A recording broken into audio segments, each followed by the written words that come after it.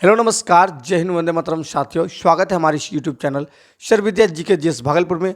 दोस्तों, हम लोग जो है लूसेंट सीरीज को लाइन बाय लाइन पढ़ते हुए आज जो है वाकाटक राजवंश में प्रवेश कर चुके हैं। दोस्तों, आज का वीडियो जो है आपका वाकाटक राजवंश का होने वाला है।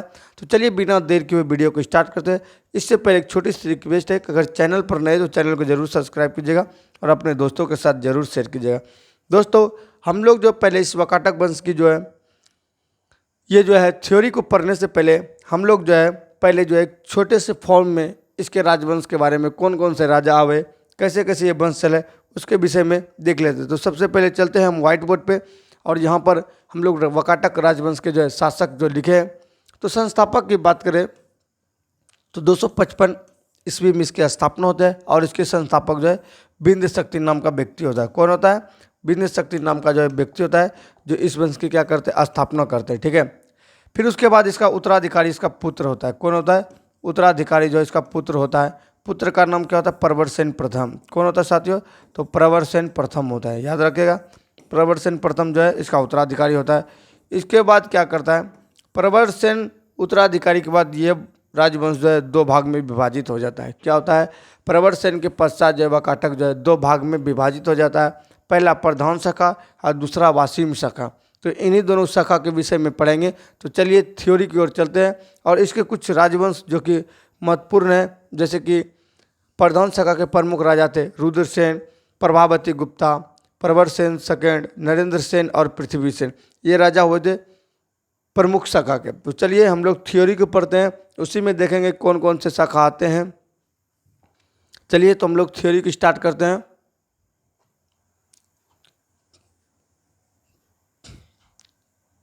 चलिए 22 वाकाटक राजवंश लूसेंट के अनुसार जो है ये 22वां भाग है, 22वां चैप्टर है। तो वाकाटक राजवंश की स्थापना जो है 255 ईस्वी में लगभग जो बिंद शक्ति नामक व्यक्ति ने किया था। याद रखिएगा कि बिंद शक्ति नाम का व्यक्ति जो है वाकाटक राजवंश की स्थापना करता है 255 ईस्वी में। इसके पूर्वज जो है सातवाहनों के अधीन बरार मतलब विदर्भ के स्थानीय शासक थे। इसके जो पूर्वज जो थे वो कौन थे, ये कहाँ से आए? तो ये जो है बरार जो विदर्भ है, इसी जो है सातवाहन का जो है सातवाहन के अधीन जो बरार विदर्भ है वही का जो सामंत थे। कौन थे? वही का स्थानीय शासक थे, सामंत थे कह जा सकते हैं। तो बिंद शक्ति के पश्चात जो उसका पुत्र प्रवरसेन प्रथम जो है 275 से लेकर 335 ईस्वी तक जो है शासक हुआ था, यानी कि उसका उत्तराधिकारी हुआ। ठीक है। वाकाटक वंश का वह अकेला ऐसा शासक था जिसने सम्राट की उपाधि धारण की थी। यही प्रवरसेन प्रथम की बात कर रहा है।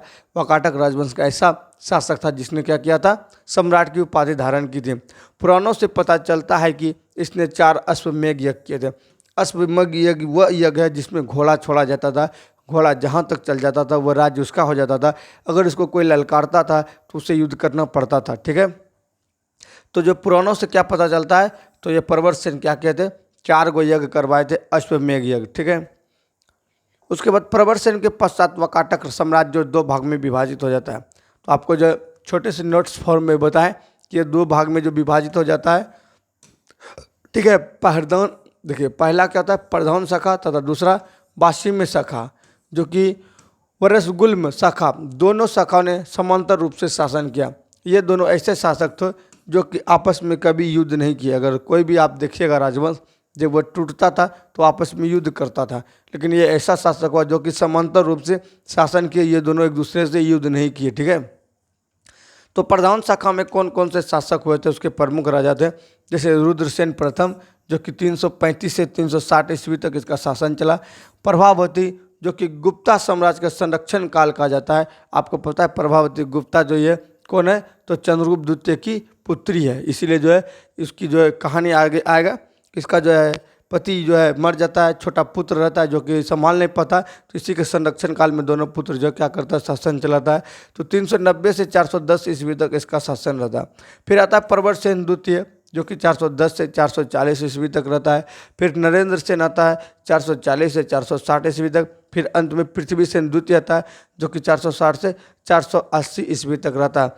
गुप्त शासक चंद्रगुप्त द्वितीय। अब आइए, ये जो है अब प्रभावती ये गुप्ता के बारे में जो संरक्षण काल के बारे में बोले तो इसका कहानी यहाँ पर आप देख सकते हैं।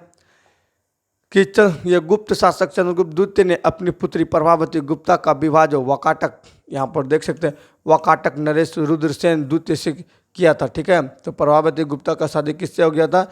तो यहाँ पर देख सकते हैं वाकाटक नरेश जो है रुद्रसेन द्वितीय से हो गया था। किससे हो गया था?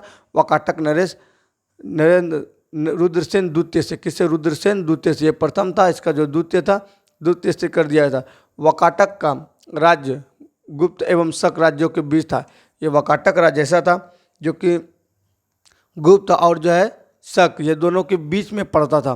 तो राज्यों का विजय प्राप्त करने के लिए चंद्रगुप्त द्वितीय ने इस संबंध को स्थापित किया था। तो राज्य सबका जो है विजय पाने के लिए जो है प्रभावती गुप्ता का विवाह क्या कर दिया था? तो ये जो नरेश रुद्रसेन के साथ नरेश रुद्रसेन जो है द्वितीय के साथ किया था। ठीक है, विवाह के कुछ समय के बाद रुद्रसेन द्वितीय की मृत्यु हो गई। क्या होता है?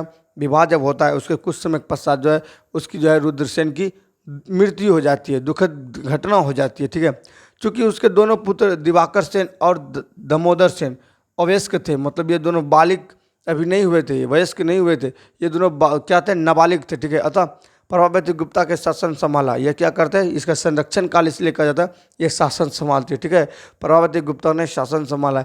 ये काल वाकाटक गुप्त संबंध का स्वर्ण काल कहा जाता है। तो मतलब जो है जब ये संभाला ना, तो इस काल को वाकाटक गुप्त संबंध काल कहा जाता है। यानी कि जो है संरक्षण ये किया, उसके बाद ये काल क्या कहा गया? तो गुप्त संबंध का स्वर्ण काल कहा गया। प्रभावती गुप्ता के संरक्षण काल के बाद उसका कनिष्ठ पुत्र दामोदर प्रवरसेन के द्वितीय के नाम से गद्दी पर बैठ जाता है। क्या होता है? ये पुनः जो है प्रवरसेन क्या करता है? तो प्रवरसेन के नाम से जो दामोदर गद्दी पर बैठ जाता है, प्रवरसेन द्वितीय के नाम से गद्दी पर बैठ जाता है। फिर पृथ्वीसेन द्वितीय वाकाटकों की प्रधान शाखा का अंतिम शासक हो जाता है। उसके बाद उस राज्य पश्चिम शाखा के हरिसेन के हाथों में चला जाता है। होता क्या है? इस जगह से जब उसका पुत्र दामोदर प्रवरसेन द्वितीय के नाम से गद्दी पर बैठता है, फिर इसका ज़्यादा कहानी इसमें नहीं है। पृथ्वीसेन आता है, पृथ्वी सेकंड आता है, वाकाटक की प्रधान शाखा का अंतिम शासक बच जाता है। उसके बाद ये राज्य जो पश्चिम शाखा के हरिसेन के हाथों में चला जाता है। अब आइए हरिसेन के बारे में पढ़ते हैं। ये हरिसेन जो कि दूसरा शाखा था, तो पश्चिम शाखा के वाकाटक देखते हैं। तो वाकाटक वंश की इस शाखा की स्थापना जो 330 ईस्वी में होता है, जबकि वो 200 खत्म हुआ था, 55 ईस्वी में हुआ था। ठीक है, सम्राट प्रवरसेन के छोटे पुत्र सर्वसेन, तो प्रवरसेन का छोटा पुत्र का क्या नाम था? सर्वसेन था। ठीक है, तो सर्वसेन ने की थी। उसे वत्सगुलम नामक स्थान पर जो एक स्वतंत्र राज्य की स्थापना की।